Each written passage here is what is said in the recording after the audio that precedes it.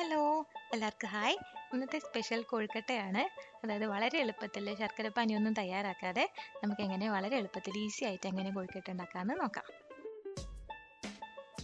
ഞാനിവിടെ 2 ഗ്ലാസ് അരിപ്പൊടി എടുത്തിട്ടുണ്ട്. ഇത് പുട്ടുപൊടിയല്ല, അരിപ്പൊടിയാണ്.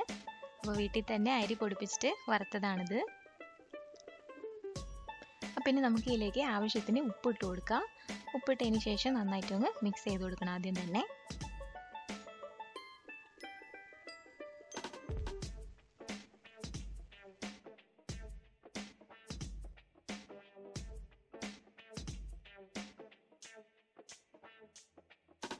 ഇനി ഇതിലേക്ക് നമ്മൾ ചൂടുവെള്ളമാണ് ഒഴിച്ച് കുഴയ്ക്കാൻ പോകുന്നത്.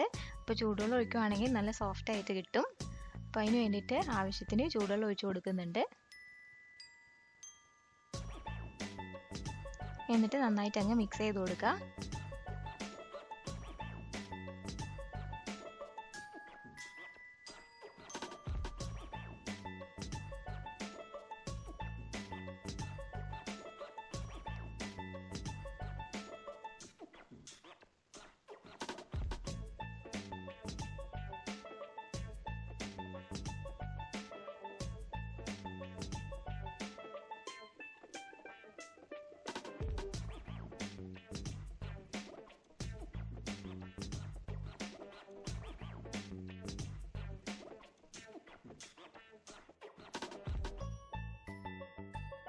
ഇപ്പോൾ പൊടിയെല്ലാം നന്നായിട്ട് നനഞ്ഞിട്ടുണ്ട്. ഇനി നമുക്ക് നന്നായിട്ട് ഇതങ്ങ് കുഴച്ചെടുക്കണം.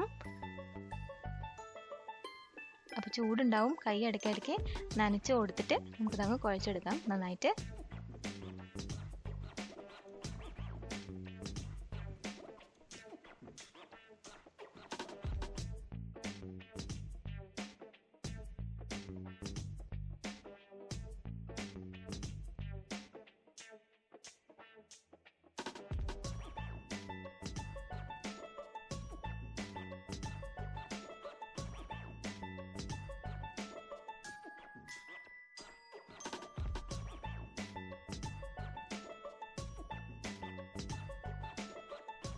ഇതിപ്പോൾ റെഡി ആയിട്ടുണ്ട്. ഇനി നമുക്കിതിൽ നിന്ന് ചെറിയ ചെറിയ ഉരുളകളായിട്ട് എടുക്കേണ്ടതാണ്.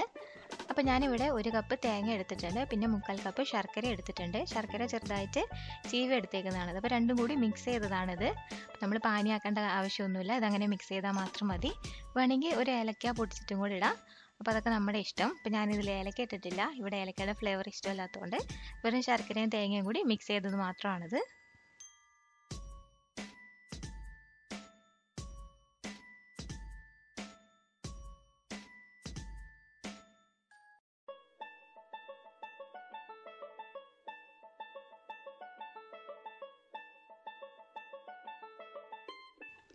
ഇനി നമ്മൾ കൈ ഒന്ന് നനച്ചതിന് ശേഷം ചെറിയ ഉരുളകളായിട്ട് അങ്ങ് ഉരുട്ടിയെടുക്കണം.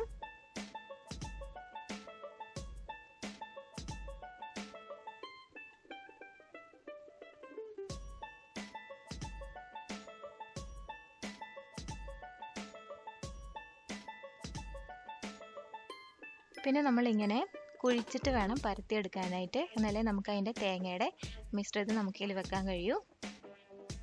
അപ്പോൾ ഇതങ്ങ് നൈസായിട്ട് അങ്ങ് പരത്തി അങ്ങ് കുഴിച്ച് പരത്തിയെടുക്കണം.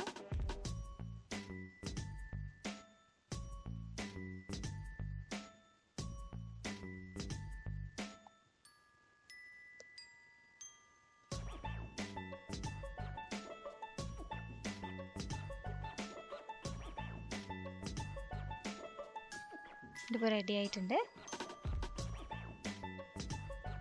ഇനി നമുക്കിതിലേക്ക് തേങ്ങയും ശർക്കരയും കൂടി വെച്ച് കൊടുക്കാം.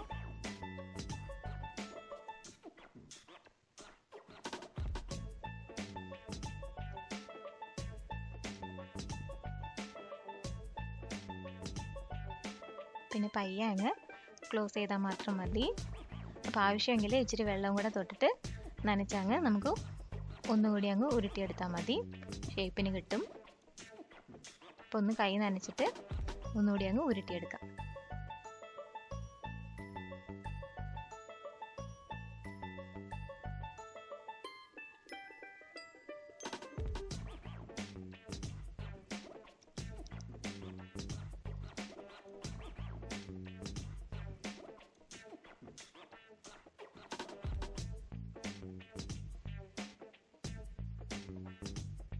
അപ്പോൾ ഇത്രയേ ഉള്ളൂ, വളരെ എളുപ്പമാണ് കൊഴുക്കട്ട ഉണ്ടാക്കാനായിട്ട്.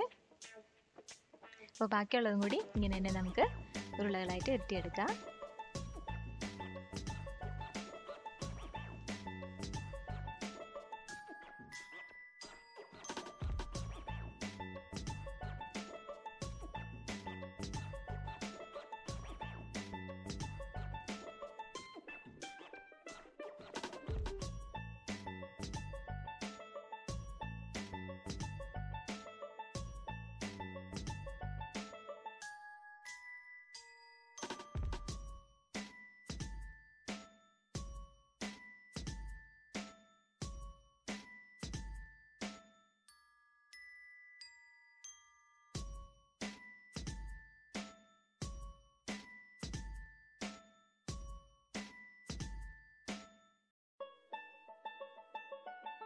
പിന്നെ ഇത് വേവിക്കാനായിട്ട് ഇഡലി പാത്രത്തിൽ ആവശ്യത്തിന് വെള്ളം വെച്ചിട്ടുണ്ടായിരുന്നു. അപ്പോൾ അതിൽ ആവി വരാൻ തുടങ്ങിയിട്ടുണ്ട്.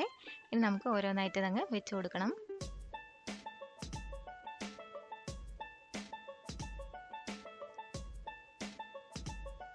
ഒരു 20 മിനിറ്റ് മതിയാവും. 20 മിനിറ്റ് ആകുമ്പോഴേക്കും കൊഴുക്കട്ട എല്ലാം വെന്ത് കാണും. ചിലപ്പോൾ ഒരു 10 മിനിറ്റ് ആകുമ്പോൾ നമ്മളൊന്ന് നോക്കിയിട്ട് ഒരു സൈഡ് വെന്തിട്ടില്ലെങ്കിൽ ഒന്ന് തിരിച്ചിട്ട് കൊടുക്കുക. അത്രയേ ഉള്ളൂ. ഇനി ഇതങ്ങ് മൂടി വെച്ചിട്ട് 20 മിനിറ്റ് നമുക്ക് വേവിച്ചെടുക്കാം.